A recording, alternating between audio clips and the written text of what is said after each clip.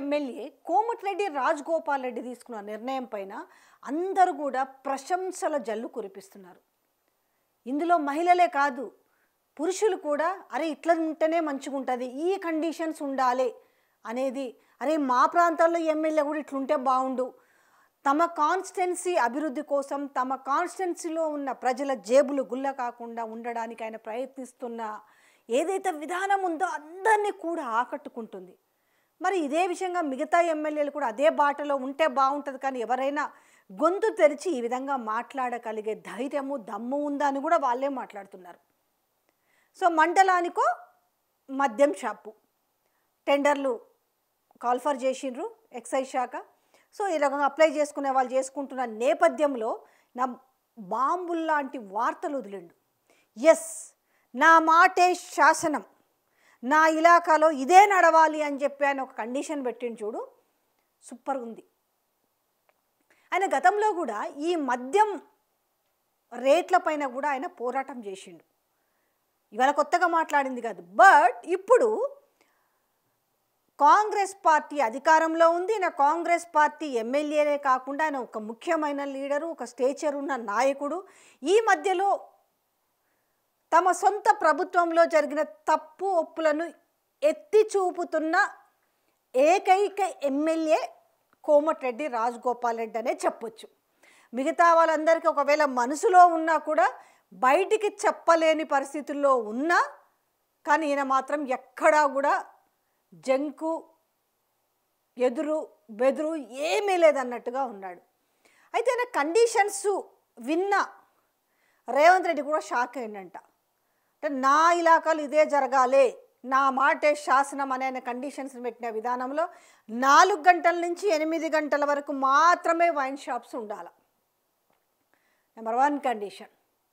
Number 2 ఏంటి, syndicate అయ్యి రేట్లు పెంచి ప్రజలను మహిళల జీవితాలను ఆగం చేస్తానంటే ఒప్పుకునే ప్రసక్తే లేదు.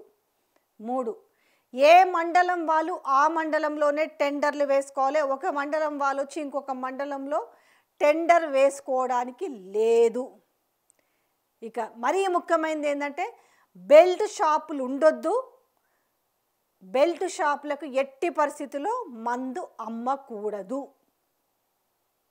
సో ఇందులో ముఖ్యంగా ఏంది, 4 గంటల నుంచి 8 గంటల వరకు మాత్రమే ఉండాలి. ఇది ఈ ఎమ్మెల్యే పెట్టిన కండిషన్స్. మరి దీనిపైన మరి ఎక్సైజ్ శాఖ ఎట్లా రియాక్ట్ అవుతుందో చూడాలి. కానీ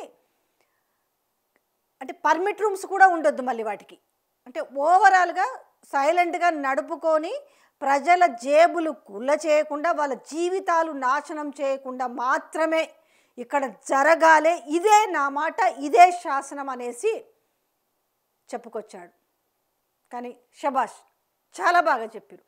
కానీ ఇక్కడ విషయం ఏంటంటే ప్రతి కాన్స్టిట్యున్సీలో ఈ విధంగా ఉంటే బాగుండు, కానీ కేవలం మద్యం పైన వచ్చే ఆదాయం పైనే రాష్ట్ర ప్రభుత్వం నడుస్తున్నది.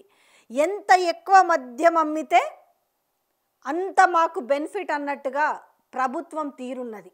ఈ నేపథ్యంలో కాంగ్రెస్ పార్టీ ఎమ్మెల్యేనే ఇలా మాట్లాడడము ప్రభుత్వంలోని కొంతమందికి మింగుడు పడతలేదట.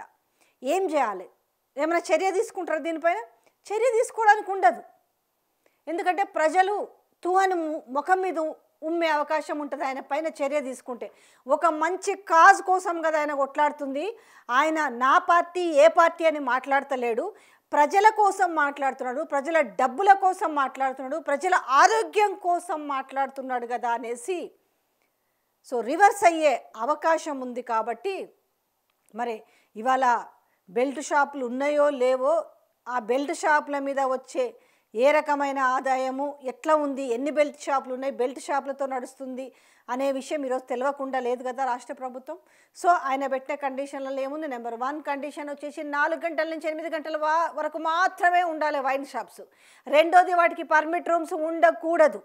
మూడోది ఏ మండలం వాళ్ళు ఆ మండలంలోనే టెండర్స్ వేసుకోవాలి. మరి ముందు ఇప్పుడు వేసుకున్న వాళ్ళ పరిస్థితి ఏంటన్నది కూడా మరి ఆలోచించాలి. దాన్ని వెనక్కి తీసుకుంటారా ఏంటి? ఎందుకంటే ఆయన ఆ ప్రాంత ఎమ్మెల్యే కాబట్టి ఖచ్చితంగా అది జరగనిచ్చే అవకాశం ఉండదు. మిగతా జిల్లాలలో లేకపోతే మిగతా కాన్స్టిట్యున్సీలో ఏ విధంగా ఉన్నా కూడా ఏ కండిషన్స్ అయినా పెట్టాడో ఆ కండిషన్స్కి లోబడి ఆ కాన్స్టిట్యున్సీ ఉండాల్సిందే అనేది ఈరోజు ఆయన చెప్పిన మాటలను బట్టి అర్థమవుతుంది. కాబట్టి ఏ మండలం వాళ్ళు ఆ మండలం వాళ్ళే వేసుకోవాలి.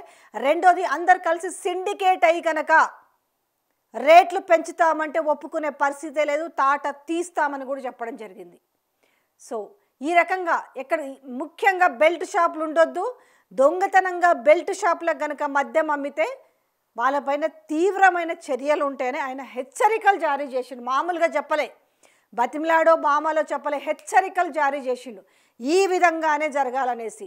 సో తమ సొంత పార్టీ ఎమ్మెల్యేనే ఈ రకంగా మాట్లాడడం అనేది అంటే ప్రజలు ఏమనుకుంటారు అంటే మిగతా ఎమ్మెల్యేలందరూ ఒక రకంగా బిహేవ్ చేస్తుంటే మిగతా ఎమ్మెల్యేకి ఇవన్నీ అవసరం లేదు కదా, ఎవరికంత ఎదురు తిరిగే ధైర్యము దమ్ము అయితే ఉండదు కదా.